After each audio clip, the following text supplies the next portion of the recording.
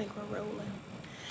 Hey you guys, so I wanted to create this video today. I wanted to come on and kind of give you some tips to help you with working with your, for those who are working with ancestors and contacting spirits. I just wanted to come on and be able to give you guys some tips. I've been seeing a lot of this lately and I just really, it's so frustrating, but I want to help make sure that you all have the right tools and tips that you need, okay?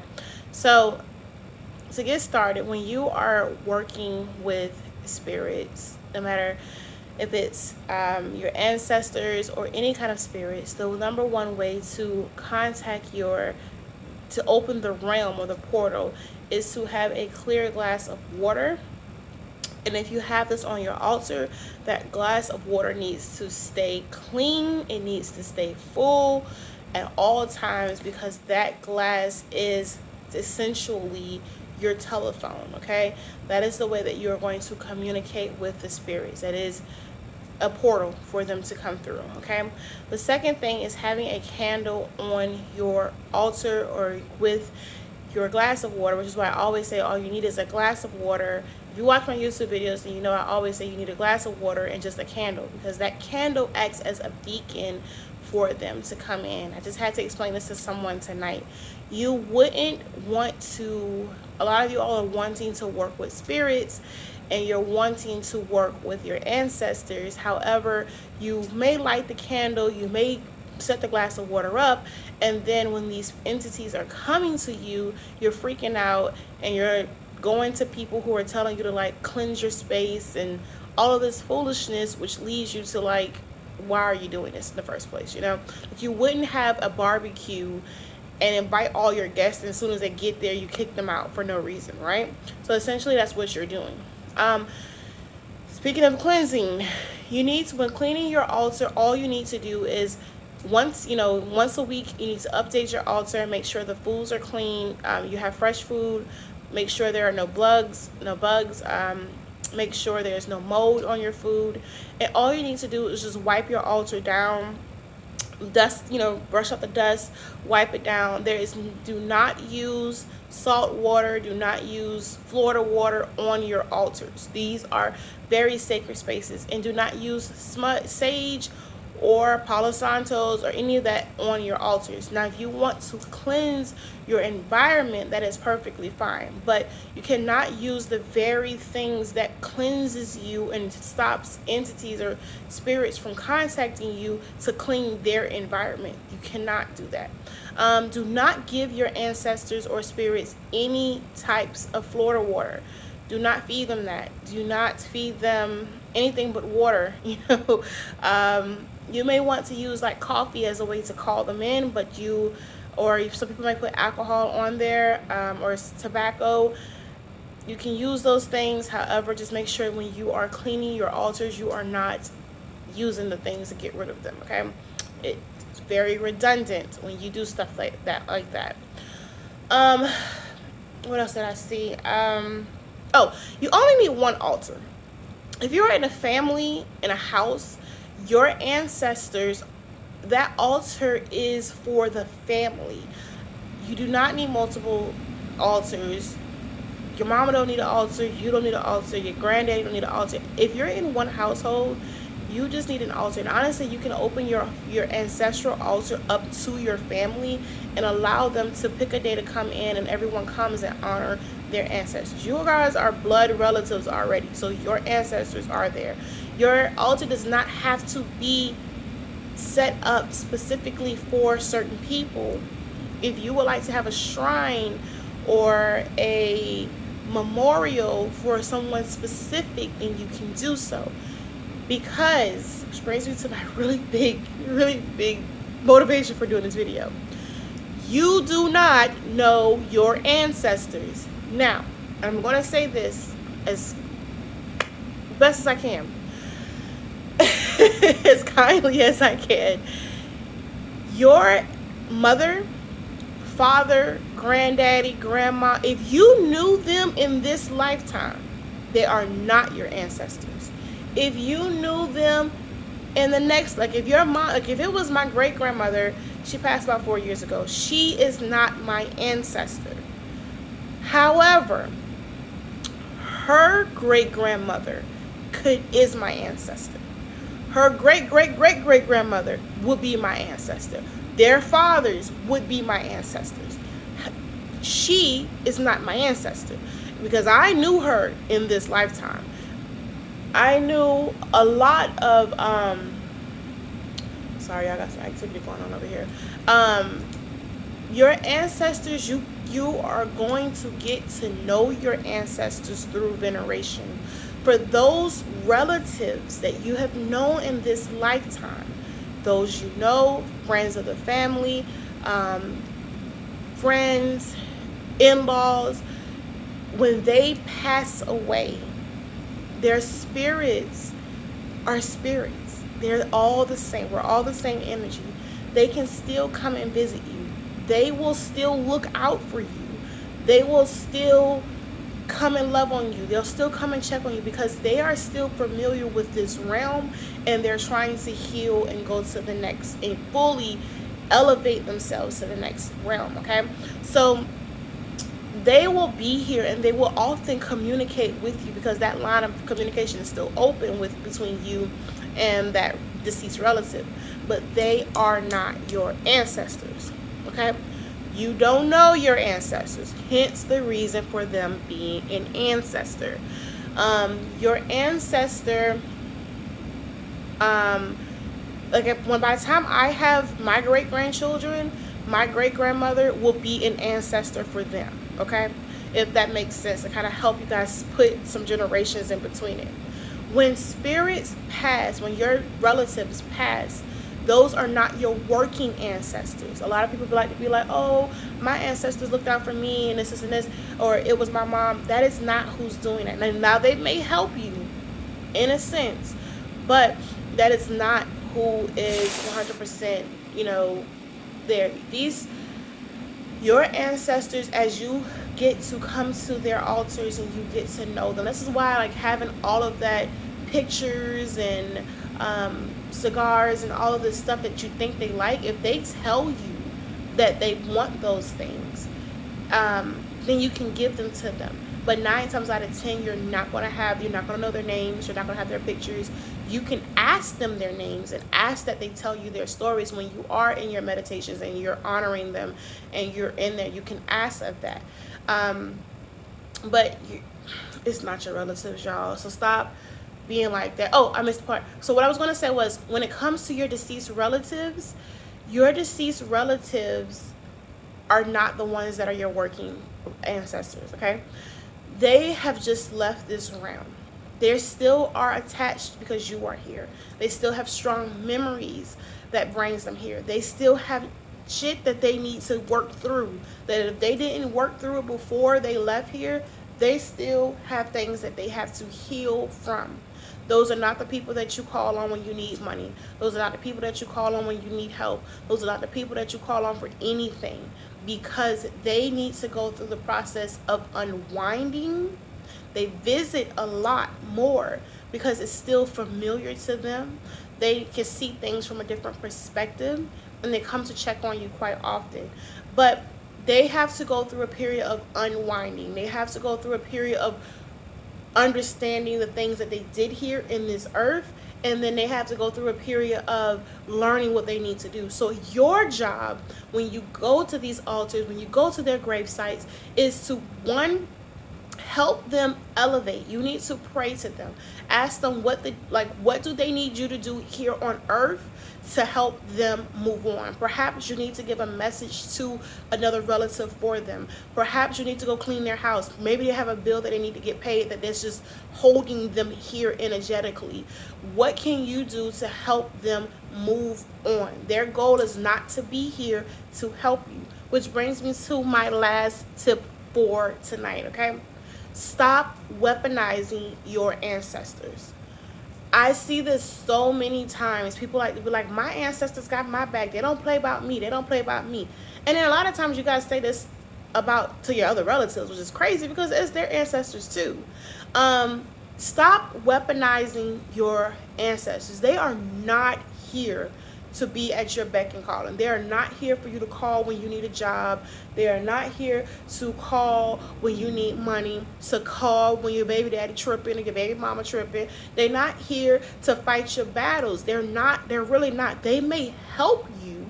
They may forewarn you of some things that may be going on. They may even get down and gossip to you about some stuff that you may not even know. But it is not their job to fight for you.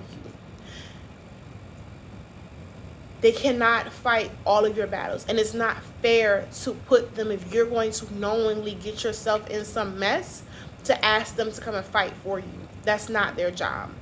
Their job is to guide you and help you heal. And if they want to, you can help them. You're able to help them.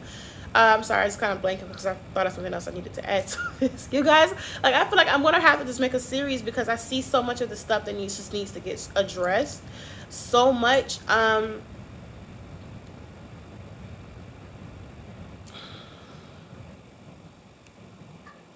Yeah, because so stop asking them to fight your battles, because when they do, come to give you advice, you don't listen to them. And that is frustrating too. It's a working relationship. You don't want to find yourself being on the opposite end of being worked for your ancestors. And I mean spirits in general. You don't want to do that. So the last thing I have is,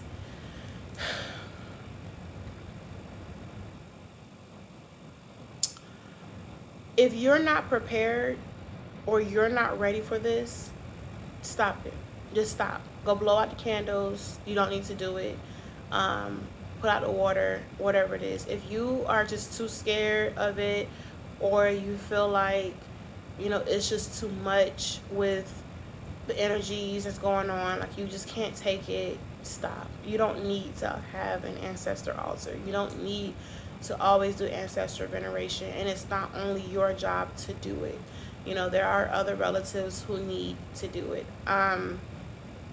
One last thing, all right. Do not put salt in their stuff. Did I say that already? If I didn't, they're just really giving me that. Don't put salt. No salt. No salt in the water. No salt in the food. Do not put that stuff in it. They cannot. Yeah, no. You guys, listen, as a medium, I know that it can be scary at times to do this. I know it's alarming at times. However, you have to be aware. Like, if this is something you're trying to do, you need to be aware. And I want to say this, just because you have an ancestral altar. Oh, that's what it was. Okay. Just because you have an ancestral altar, that's what it was. You guys, okay. All right. I'm gonna end up doing a video on this one after all. All right, when you have an ancestral altar, your ancestors don't just immediately come to you. Okay, it is a working relationship, and they don't come to every single one of you all.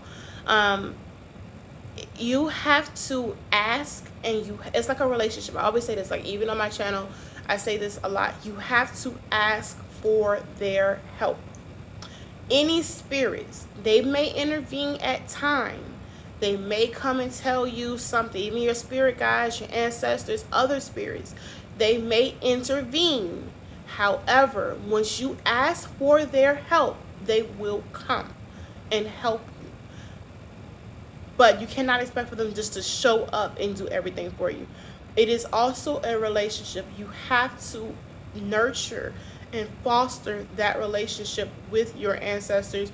If you are trying to work with spirits, which I have no clue why anyone would voluntarily, if they don't have this gift, would want to work with spirits, because it is not what it's cracked up to be. You have to, it's a relationship. It is not all about you getting. It's not all about, okay, I got it. It's not all about, you benefiting. It is them and you having that relationship and working together. So you have to be able to give them things, and that's when you talk to them and learn what their ticks are, what they want, what they need, and you give to them. Okay. One last thing, they do not need money. Your ancestors don't need money here on earth. If you are, the things that you have here, they have no need for it. They are in a space where they are in their purest form. Some people are still healing, but they have no need for the material things that we have. Honestly, they wish that we were not tied up on the material things. You may have some spirits who get tied up on focusing on their life. They can't let go of their earth attachment, so they get tied up here. But if you make money, or if you need food, or you need anything, they're not like, I need to have a 10% of that, or your money is my money, or your house is my house. No, they don't need any of that stuff. They need to be able to talk with you. They are in a place where they are unlimited in anything that they can do.